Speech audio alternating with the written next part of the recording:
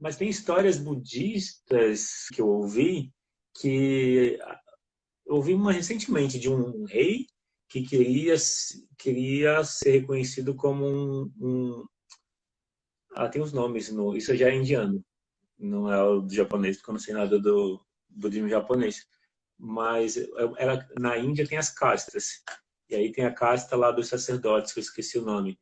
E na ideia deles, para poder para poder sair da casta de um governante para ser sacerdote, por exemplo, precisa ter méritos, precisa fazer coisas boas. Daí, então, o rei quis ter a vida mais simples possível e ele esperava ser reconhecido por um sacerdote. Aqui me fugiu a palavra. E ele teve uma vida assim, simples, e queria o reconhecimento do sacerdote, que falou, não, você não tem, não é fácil assim. Então, o rei ficou indignado e mandou matar 100 pessoas. E o sacerdote falou, olha, você não me intimida desse jeito, você não vai conseguir ser um sacerdote me ameaçando. Daí o rei fica indignado e decide pessoalmente matar o sacerdote. Isso para ele ser sacerdote. Só que no que ele está chegando perto, ele escuta o sacerdote conversando com a esposa. Ou seja, nessa religião, o sacerdote pode se casar. E ele escuta o sacerdote falando bem do rei, falando coisas boas do rei. Quando ele escuta, ele estava cheio de ódio. Mas quando ele escuta o sacerdote falando bem dele, falando coisas boas dele, que é uma coisa inesperada, né? Vindo de alguém em relação a quem se tem raiva, mas ao ouvir coisas boas sobre ele a raiva desapareceu e parece que ele mudou algo nele. E daí ele entra, ele se desculpa com o monge, com o sacerdote, e nesse momento, eu acho que eu vi essa história do Trigueirinho. Trigueirinho conta essa história. Trigueirinho é um professor de espiritualidade. Tem áudio dele do ano de 2000. Eu conheci ele agora, em 2021, 20 anos depois. Mas ele contando essa história, que quando o rei teve esse insight, essa visão interior, porque ouviu coisas boas de si, ele foi se desculpar com o monge. Nesse momento, o monge sentiu que o rei agora podia ser sacerdote, que ele tinha alcançado isso por uma mudança interior. Então, que eu interpretei isso mais ou menos como se fosse a iluminação. Acessou um estado de mais consciência, como se, como se a ideia das castas, e como se a ideia das castas originalmente fosse mais pelo nível de consciência, não pela família. Tipo, porque a forma como é hoje é como se fosse filho de uma casta, continua sendo a casta. Mas quando pensa em nível de consciência, não. A consciência vem misturada. Então, e você me contou uma história. Você tem uma história para contar? Você contou uma história ontem.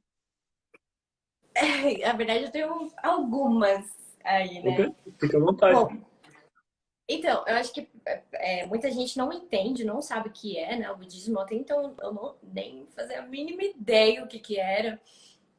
Mas, assim, de uma maneira geral, houve o primeiro Buda da Índia. Lembra que eu te falei? A gente fala Shakyamuni, é o nome japonês, mas ele é eu nunca sei pronunciar, como é que fala? O indiano, Siddhartha Gautama. Isso. O Siddhartha Gautama, ele foi o primeiro Buda e ele era um príncipe, né? E ele largou a vida dele de privilégios para tentar entender o sofrimento humano. Ele já tinha essa consciência, e aí surgiu esse Buda japonês em 1222. Ele era filho de um pescador, de pescadores. No Japão, na época, essa profissão não era bem vista, nem mulheres. A profissão não era bem vista porque matavam os animais. Então, eles eram discriminados, assim como as mulheres.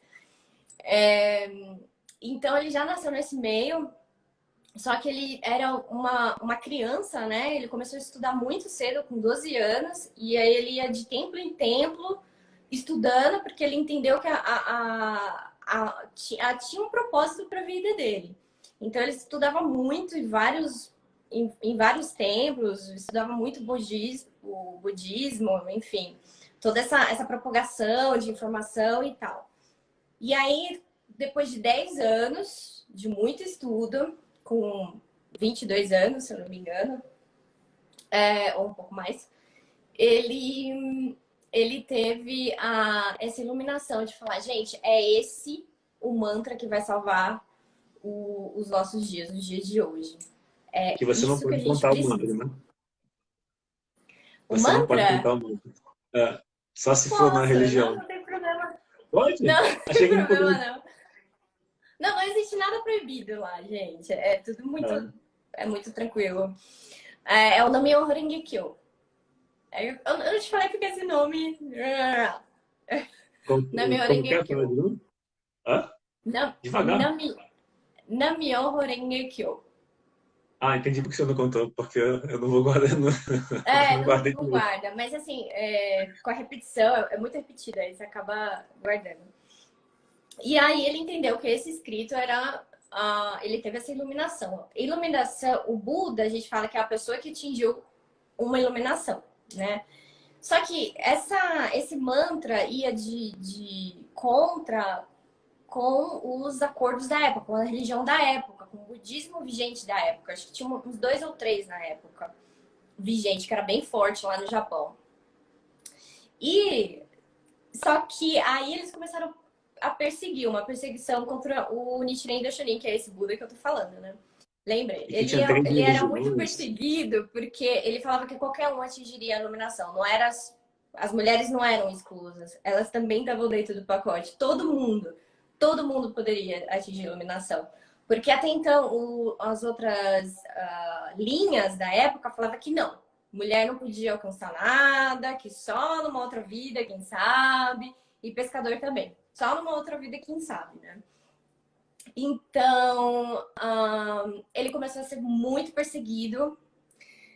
Teve um episódio que eu te falei, né, Rodrigo? Que ele foi quase morto, que ele foi para ser executado mesmo. Tinha a espada lá quase para tirar a cabeça dele.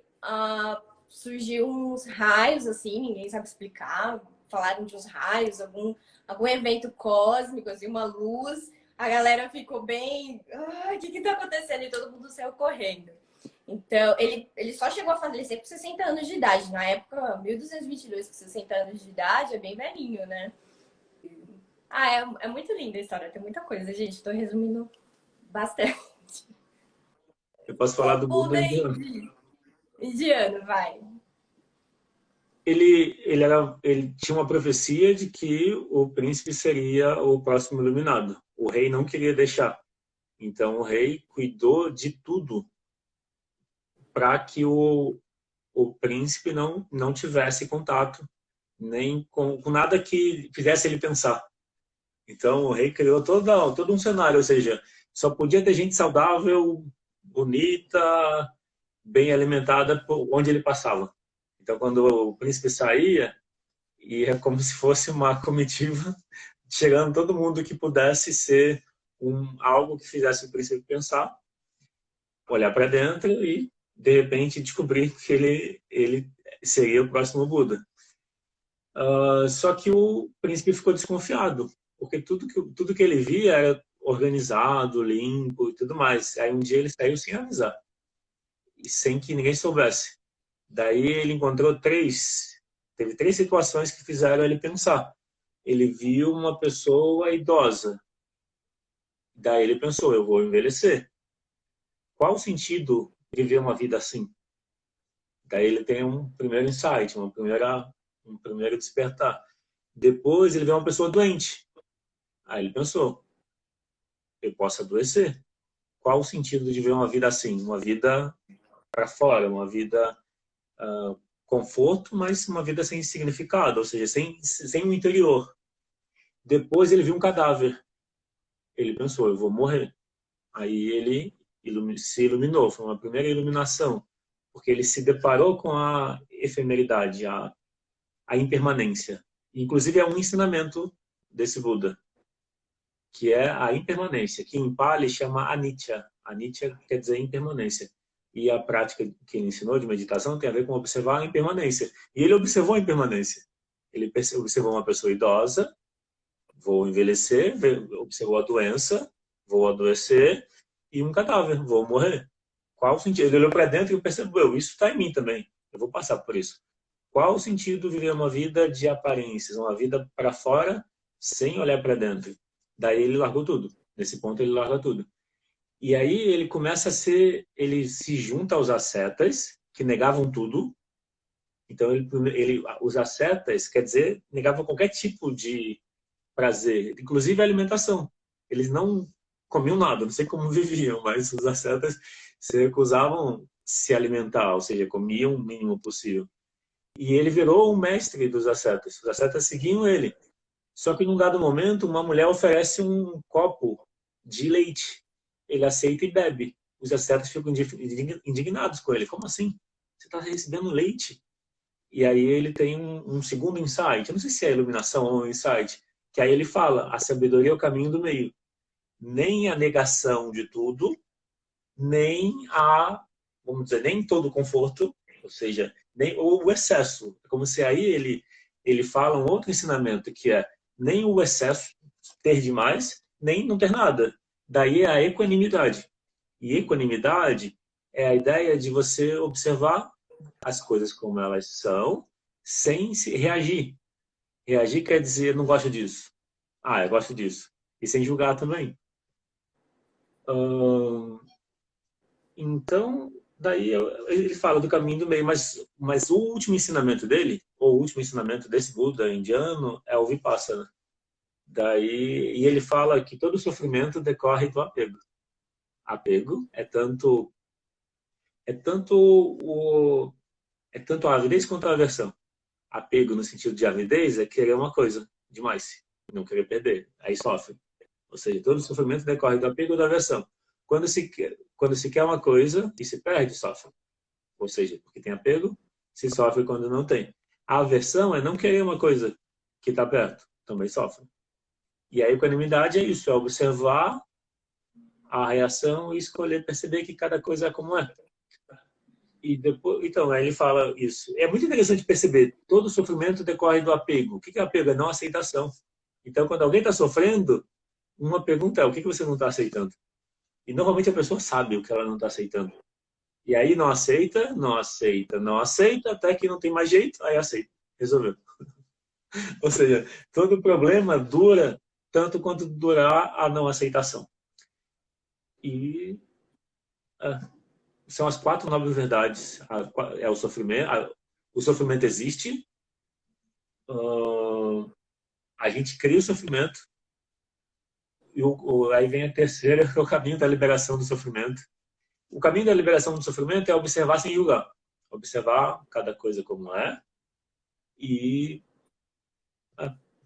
tanto que o Vipassana, a prática da meditação, é observar a respiração sem controlar. Não tem mantra no Vipassana, mas você observa a respiração sem controlar ela e você observa depois as sensações do corpo. É isso o Vipassana. E no final você deseja coisas boas para as pessoas. Aí eu lembrei o que eu ia falar. Desejar coisas boas tem todo o budismo. Todo o budismo tem isso. Eu observei isso no budismo chinês e acho que você me falou alguma coisa do budismo japonês e eu percebi isso. No indiano também tem, que é no Impali chama meta. Meta é compartilhar os seus méritos. Na medida que você se purificou, olhou para dentro, ou seja, se conectou com o agora, ou seja, se purificou, você desenvolveu méritos. Méritos quer dizer você fez algo que ampliou a consciência, você pode compartilhar isso.